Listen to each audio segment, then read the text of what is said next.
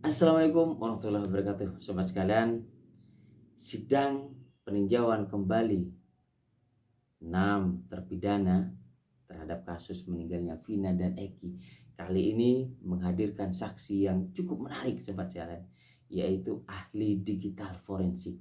Dibongkar semuanya bahwa penanganan kasus, bagaimana kasus ini bisa dibuat ringan, berat, sesuai apa yang bisa dilakukan oleh seorang ahli digital forensik, termasuk bagaimana bisa mengekstraksi HP sebagai salah satu bukti kuat dalam kasus Vina dan Eki. Dibongkar semuanya sobat sekalian. Seperti apa sobat sekalian? Mari kita simak videonya.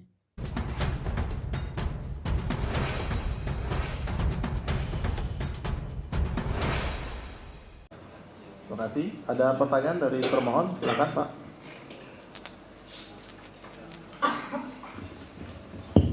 Baik, terima kasih Yang Mulia. Ahli ya, terkait keahlian ahli dalam bidang digital forensik ini, apakah apakah ini untuk semua perangkat elektronik digital forensik ini? Digital forensik Pak? Iya. Kalau saya risetnya malah membuat software untuk digital forensik. Jadi bahkan kalau ini kan cuma operator ya, artinya tinggal menggunakan ekspor selesai. Kalau saya malah lebih detail dari ini, membuat software untuk intelligence data, menyembunyikan data, bahkan lebih rumit dari ini. Jadi ini ya levelnya cuma operator lah sebenarnya. Operator, baik. Ya. Apakah juga termasuk kayak pemeriksaan CCTV bisa dilakukan digital forensik? Disertasi saya adalah keamanan digital video, jadi saya paham benar dengan digital video. Baik. Ya. Terus selanjutnya terkait data-data ya. Apabila data-data itu berupa SMS yang mungkin sudah dihapus atau sudah dihapus lah sama pemiliknya, kemudian dilakukan ekstraksi, apakah data itu bisa dikembalikan atau ada keterangan delete dari hasil ekstraksi? Di metadatanya bisa dong. Tapi tadi tuh kita pilih jenis extraction yang lain, kan banyak menu itu. Jadi tergantung dari menunya. Ini kan logical extraction. Ya, ini yang paling dasar menurut ahli. Paling minim. Paling minim. Paling cepat Pak. Tadi kan extractionnya cuma 7 menit 33 detik. Cukup Yang Mulia. Ya. Ya, baik. Kalau tidak ada pertanyaan, Pak. Kalau pertanyaan dong Pak. Sering ditanya Mbak. Baik, salam kenal ahli, tolong duduknya hormati. Ini tadi karena persetujuannya waktu sudah malam, jadi satu aja Pak. Tapi kalau memang beliau dan diberikan kesempatan, saya mau bertanya. Biar viewsnya naik Pak, views YouTube. Saya tidak ada itu Pak, tidak ada. Harus saya kasih tahu. Nah, jadi saya di sini benar-benar awam Pak tentang digital forensik ya, karena yang selama ini yang baru saya ketahui itu kaitannya dengan kedokteran forensik dan lain-lain. Nah, mungkin bisa dijelaskan di mana sih dimensi teman-teman digital forensik untuk saya yang awam ini?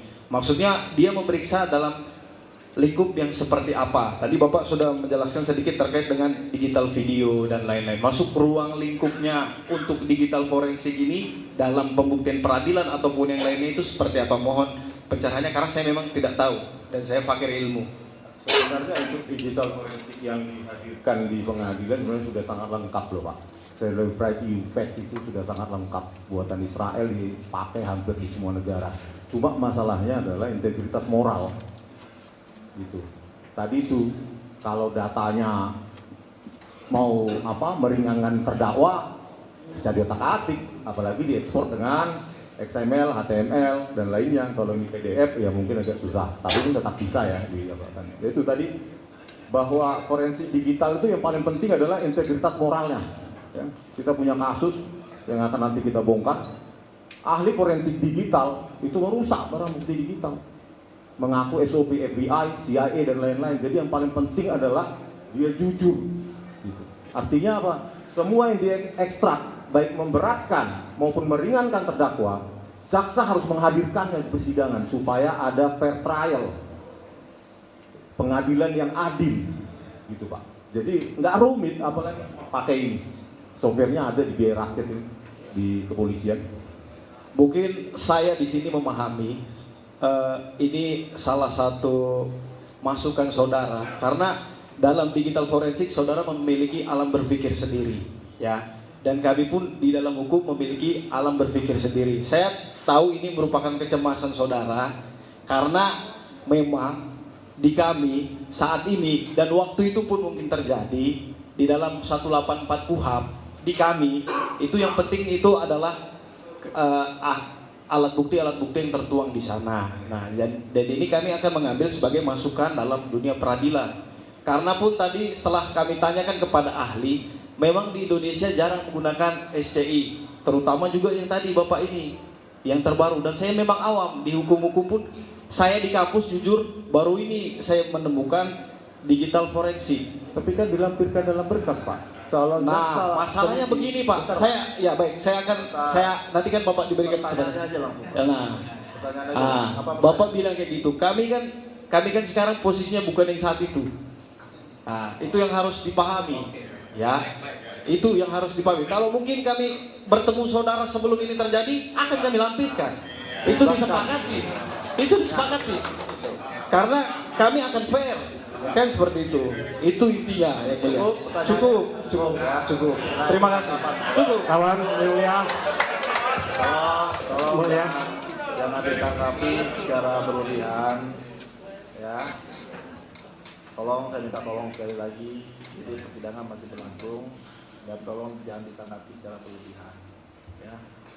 Silakan, ada yang mau ditanggapi? Ya, saya hanya penutup saja. Apakah ahli menjelaskan semua ini dalam keadaan sadar, jujur, tanpa ada disiksa di persidangan ini?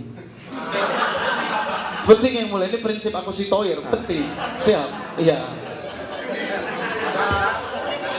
Tidak ada penganiayaan, tidak ada tekanan fisik sama saudara ya? Definisi scientific crime investigation, kita ambil kata scientific, maka itu harus bisa diuji oleh publik. Oke. Harus terbuka dan bisa diuji oleh publik, diseminarkan, dibuat makalah ilmiah.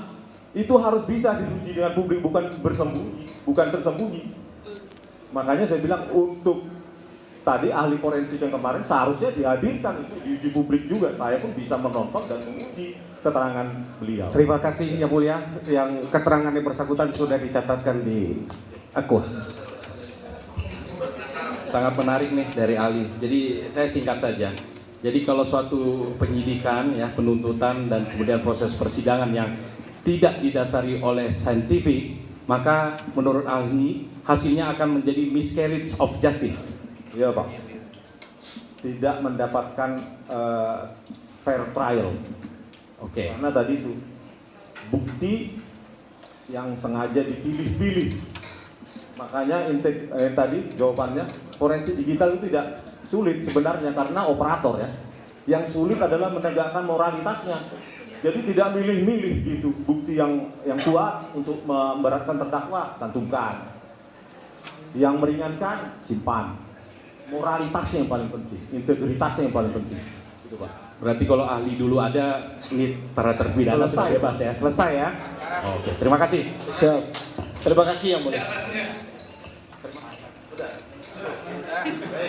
Kalau sudah selesai. Luar biasa sobat sekalian. Ahli digital forensik ini membeberkan salah satunya adalah bisa sesuai pesanan sobat sekalian. Bukti dokumen chat HP yang dijadikan salah satu bukti kuat dalam sebuah kasus itu bisa direkayasa, bisa sesuai pesanan. Yang memberatkan bisa diambil, yang memudahkan tidak perlu diambil. Luar biasa apa yang disampaikan oleh ahli digital forensik. Begitu menarik bahwa semua sekecil serumit apapun bisa diotak-atik. Mudah-mudahan kasus meninggalnya Vina dan Eki, ekstraksi yang sudah lebih dulu muncul HP dari Vina, ini menjadi pertimbangan hakim, dan mudah-mudahan bukti-bukti digital HP lainnya yang belum terungkap ini bisa segera diungkap hingga memperkuat apa yang menjadi motif meninggalnya Vina dan Eki. Sampai berjumpa di episode berikutnya sobat sekalian. Wassalamualaikum warahmatullahi wabarakatuh.